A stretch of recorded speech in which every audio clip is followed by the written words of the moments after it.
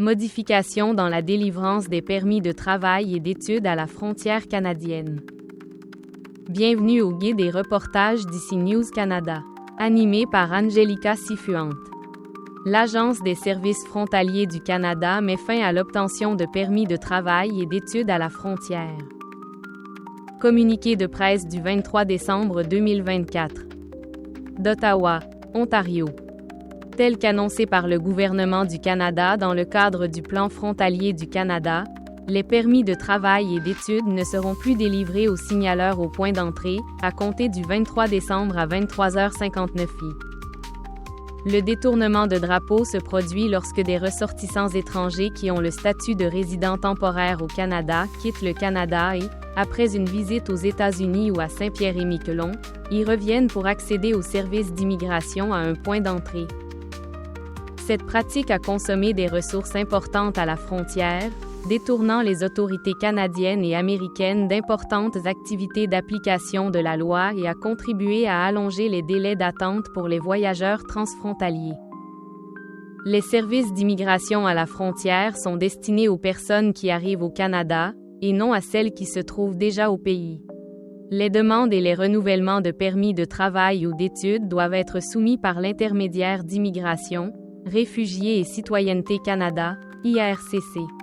Les personnes qui tentent d'obtenir un permis de travail et d'études seront invitées à soumettre leur demande à IRCC, à moins qu'elles ne répondent à certaines exemptions limitées.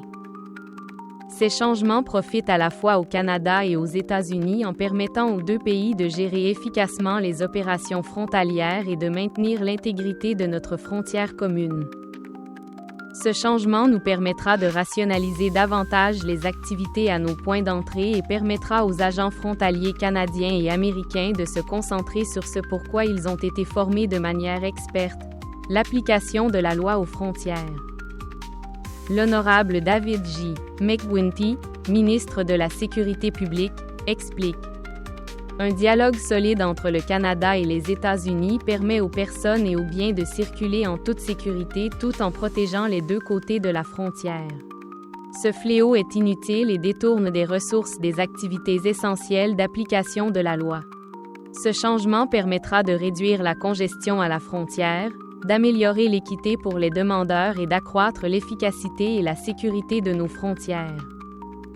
L'honorable Mark Miller, ministre de l'Immigration, des Réfugiés et de la Citoyenneté, a déclaré. Entre le 1er avril 2023 et le 31 mars 2024, l'ASFC a traité plus de 69 300 signaleurs partout au Canada. La majorité de ces demandes ont été déposées dans les régions du Pacifique, du sud de l'Ontario et du Québec.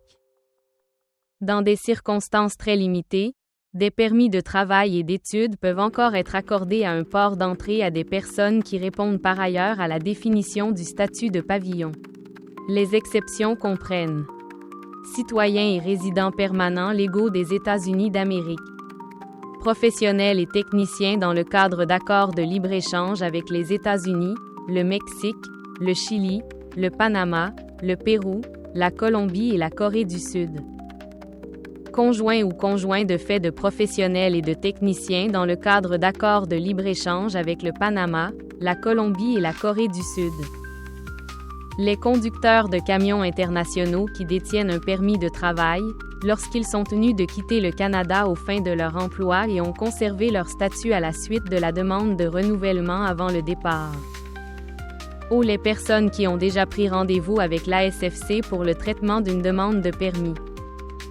N'oubliez pas de vous abonner à notre chaîne YouTube et de nous suivre sur Facebook sous le nom ici Noticias Canada pour rester informés.